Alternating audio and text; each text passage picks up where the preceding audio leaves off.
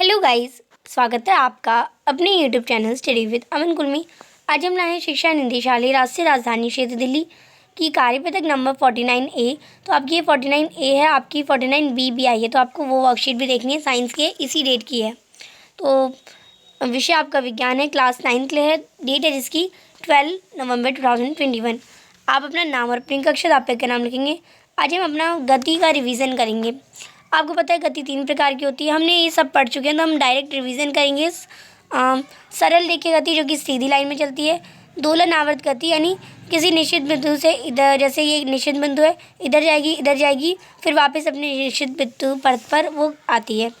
घूर्णन गति यानी वृत्तीय गति यानी गोल, सिर्फ जिसमें कोई निश्चित बिंदु के चारों तरफ गति करता है, जिसे हम घूर्णन गति कहते हैं। अब एक वस्तु द्वारा प्रारंभिक स्थिति यानी मूल बिंदु से अंतिम स्थिति के बीच की न्यूनतम दूरी को, यानी ये है हमारी फाइनल प्रारंभिक स्थिति और ये है हमारी अंतिम स्थिति, इसके बीच का जो डिस्टेंस होता है, सबसे कम दूरी, न्यूनतम दूरी हमारी विस्थापन कहलाती है। ये एक सदिश राशि है। अगर आप देखिए ये पूरा एक रास्ता है।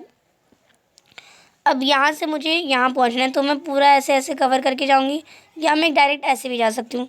तो सबसे कम दूरी ये वाली है और ये पूरी लंबी है, ये पूरा डिस्टेंस है, और ये हमारा ये क्या विस्थापन हो गया। ये एक सदिश राशि होती है। ये ऋणात्मक यानी नेगेटिव भी हो सकती है, शून्य भी हो सकती है, और इसका SI मात्रक भी मीटर होता है, यानी जो हमारा डिस्टेंस का होता है। किसी वस्तु द्वारा इकाई समय में तय की गई दूरी चाल कहलाती है। ये एक आदिश राशि होती है। SI पद्धति के अनुसार इसे मीटर प्रति सेकंड में नापते हैं, और इसका फॉर्मूला है V=S/t। वेग है किसी वस्तु की किसी एक निश्चित दिशा में चाल, उसका वेग कहलाती है, जिसे चाल की तरह V से निरूपित करते हैं।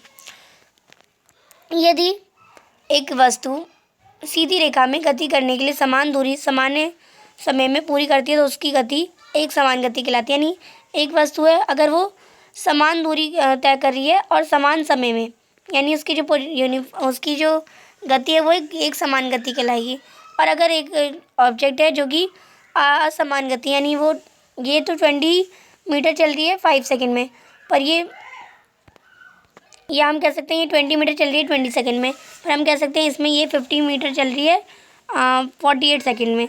तो ये इसमें ये असमान गति हुई और ये हमारी समान गति हुई। परंतु यदि वस्तु अलग अलग दूरी अलग अलग समय में तय करती है, तो वह असमान गति कहलाती है। ऐसी स्थिति में उसका वेग भी असमान हो जाता है। इसे 2 प्रकार में विभाजित कर सकते हैं हम, त्वरण गति और मंदन गति। त्वरण गति में वस्तु का वेग समान के लगातार बढ़ता है। इस गति में वस्तु का वेग समान के साथ लगातार घटता है। अब त्वरण क्या होता है? किसी वस्तु के प्रति इकाई समय में वेग में परिवर्तन के माप को हम त्वरण कहते हैं। अब इकाई समय में वो परिवर्तन कर रही है, वेग में परिवर्तन हो रहा है, तो वो हमारा त्वरण कहलाता है। ये भी सदिश आती है इस प्रकार ज्ञात, और इसे हमें ज्ञात करने के लिए फॉर्मूला होता है वेग में परिवर्तन बटे में लिया गया समय, यानी A=V। ये वाला भी लिख सकते हैं, जो हमारी प्रारंभिक स्थिति होती है माइनस अंतिम स्थिति अपॉन में T, और इसका SI मात्रक होता है MS-2 की पावर। किसी वस्तु के द्वारा निश्चित तय की गई दूरी वेग समय ग्राफ में निश्चित समय में नीचे गिरे क्षेत्र द्वारा प्राप्त की जाती है। किसी वस्तु के लिए वेग समय ग्राफ से गति की तीनों समीकरणों को व्युत्पन्न किया जाता है। एक सामान्य वृत्तीय गति, जब एक वस्तु वृत्तीय पथ पर एक समान चाल से चलती है, तब उसकी गति को एक समान वृत्तीय गति कहा जाता है। जब कोई वस्तु सीधी रेखा में एक समान त्वरण से चलती है, तो एक निश्चित समय अंतराल में उसका वेग गति के दौरान त्वरण व उसके द्वारा तय की गई दूरी के बीच के संबंधों को गति के समीकरणों के नाम से जाना जाता है। गति के 3 समीकरण हैं। गति का पहला समीकरण है वेग है उसके वेग और समय से संबंध, जिसे हम V=U+AT के फॉर्मूले से देखते हैं। गति का दूसरा समीकरण है समय और स्थिति में संबंध, जो कि S=UT+1/2AT के स्क्वायर का फॉर्मूला देखते हैं। और गति का तीसरा समीकरण वेग और स्थिति में संबंध, इसमें हम 2AS=V² - U² का फॉर्मूला लगाते हैं। इनका उपयोग हम दैनिक जीवन में गति में वेग, समय, दूरी, त्वरण इत्यादि से संबंधित प्रश्नों को आसानी से हल कर सकते हैं। अब इन समीकरण आपको दे रखी थी। इसमें U का मतलब है वस्तु का प्रारंभिक वेग, V का मतलब है वस्तु का अंतिम वेग, A का मतलब है एक समान त्वरण, S का मतलब है तय की गई दूरी, और T का मतलब है ये समय को दर्शा रही है, यानी टाइम। स्वयं को जांचिए। पहला प्रश्न है गति के पहले समीकरण को वेग समय ग्राफ की मदद से यथोचित कीजिए। तो इसका हम आंसर करते हैं। तो ये हमारा वेग समय ग्राफ आप देख सकते हैं, ये बना है हमारा। अब इसमें हम पॉइंट को प्लॉट करते जाएँ तो बिंदु ए पर प्रारंभिक वेग हमारा u है और जो t समय में बिंदु b पर है v तक बढ़ जाता है। अब बिंदु b से ए हमारा यानी एक्सेलरेशन है, बिंदु बी में समय और वेग अक्षों पर क्रमशः बी सी और वी लंब कीजिए ताकि ओ ए हमारा यू के इक्वल हो और ओ ई इक्वल हो बी सी के और वी हमारा वी के इक्वल हो यानी वेग के। समय अक्ष के समांतर रेखा ए डी खींचे ताकि ओ सी हमारा ए डी के इक्वल हो और ये हमारा दोनों टाइम के इक्वल हो। तब टी समय पे टोग में परिवर्तन होगा, जो वेग है उसमें परिवर्तन होगा। तो ये हमारा हो जाएगा B C minus O A यानी B C minus C D, ये हमारा बी डी आ जाएगा। लेकिन बी सी इक्वल है हमारे और सी डी इक्वल है ओ ए के यानी यू के। अतः हम कह सकते हैं B D equal to v minus u. वेग समय ग्राफ में वस्तु का त्वरण हमारा एक फॉर्मूला यही होता है, वेग में परिवर्तन बट्टे में समय। तो वेग में परिवर्तन बी डी है, बट्टे में समय हमारा ए डी है, इक्वल में बी डी अपॉन में ए सी ओ सी बी है। तो हम इसे ले सकते हैं, ये वाला फॉर्मूला ये भी हो सकता है और ये भी हो सकता है। हमने अभी पढ़ा था वी माइनस क्यू अपॉन में टी। तो यहाँ पे ये और ये हमारा एक्सेलरेशन फॉर्म निकालने का फॉर्मूला। टी हमारा डिवाइड में इधर आके मल्टीप्लाई में हो जाएगा, ए टी हो जाएगा वी माइनस यू। अब यू यहाँ प्लस में इधर आके यहाँ पे माइनस में इधर आके प्लस में हो जाएगा। तो u plus a t v equal to u plus a t, ये हमारा फॉर्मूला निकालना था, ये फर्स्ट इक्वेशन और ये इसका ग्राफ हो जाएगा। आप इसे कर लेंगे। ये हमारा समय, ये हमारा वेग एम एस माइनस 1 में और ये हमारी पूरा अच्छे से शो हो रखा है। आप इसे बना लेंगे।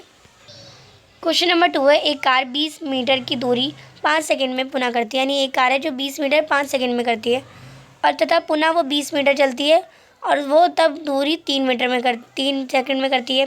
कार की औसत चाल क्या होगी? तो 20 और 20 को प्लस करेंगे तो 40 मीटर करा उसने और सेकंड 5 और 3 8 हो गए। तो 40 मीटर पर 40 मीटर 8 सेकंड में करें तो इसकी एवरेज स्पीड यानी औसत चाल हो गई हमारी 5 मीटर पर सेकंड। 40 को 8 से काटेंगे 5 मीटर आ जाएगा। तो आप इसका आंसर करेंगे औसत चाल हमारी कुल दूरी बट्टे में कुल समय 40 बट्टे में 8 यानी 5 मीटर पर सेकंड हमारा आंसर आ जाएगा। क्वेश्चन नंबर 3 है, कोई कार एक समान रूप से 1 मीटर पर सेकंड से त्वरित होकर 5 सेकंड में 5 मीटर पर सेकंड से 10 मीटर सेकंड की चाल प्राप्त करती है। उतने समय में कार के द्वारा तय की गई दूरी ज्ञात कीजिए। तो हम दूरी ज्ञात करेंगे। तो पहले कार का प्रारंभिक वेग क्या है हमारा u यानी 5 मीटर पर सेकंड। कार का अंतिम वेग है हमारा v यानी 10 मीटर पर सेकंड। वेग में परिवर्तन में लिया गया समय हमारा 5 सेकंड है और त्वरण हमारा a इक्वल टू फॉर्मूला क्या होता है a equal to v minus u upon में टी, यानी 10 मीटर में से 5 मीटर का उठाएंगे बट्टे में 5 सेकंड। इक्वल में हमारा क्या आ जाएगा 5 मीटर पर सेकंड बट्टे में 5 सेकंड यानी 1 मीटर पर सेकंड का स्क्वायर आ जाएगा हमारा त्वरण। अब 5 सेकंड के दौरान तय की गई दूरी संबंध का उपयोग करके ज्ञात की जाती है। तो फॉर्मूला क्या होता है हमारा s equal to u t plus 1/2 plus a t का स्क्वायर इक्वल में 5 मीटर।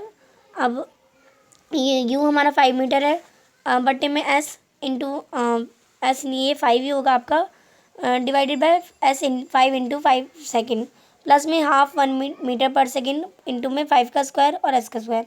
तो हमारा आ जाएगा 25 मीटर प्लस में 12.5 मीटर। इन्हें सॉल्व करेंगे तो ये हमारा 25 प्लस 12.5 करेंगे तो 37.5 आ जाएगा।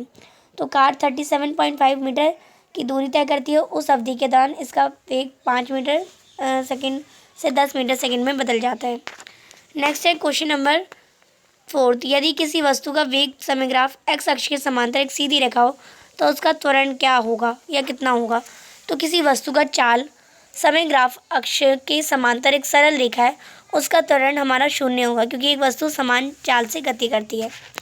5वां प्रश्न है, यदि एक एथलीट 100 मीटर की त्रिज्या वाले एक ट्रक का एक चक्कर 1 मिनट में लगाता है तो उसकी चाल का परिकलन कीजिए। तो हम देख सकते हैं चाल का परिकलन निकालने के लिए हमें सर्कल है तो फॉर्मूला क्या होगा 2πr और टाइम अपॉन में टाइम। तो 2 हमारा पाई की ये n नहीं है, आप पाई बनाएंगे इसमें। पाई हमारा 22/7 वैल्यू होती है। r यानी रेडियस में 100 दे रखी है बट्टे में 1 मिनट है तो 1 मिनट को हम 60 सेकंड भी लिख सकते हैं। तो 73.3 मीटर पर सेकंड हमारा आंसर हो जाएगा। आप इसे कर लेंगे। आज की जो आपकी वर्कशीट है वो कंप्लीट होती है। आपकी जो नेक्स्ट वर्कशीट है 49B वो हम नेक्स्ट वीडियो में करेंगे, तो आप इसे कर लेंगे। वो भी सेम डेट में है तो आपको वो भी करनी है एक आज की डेट पे ही। तो thanks for watching, bye bye guys.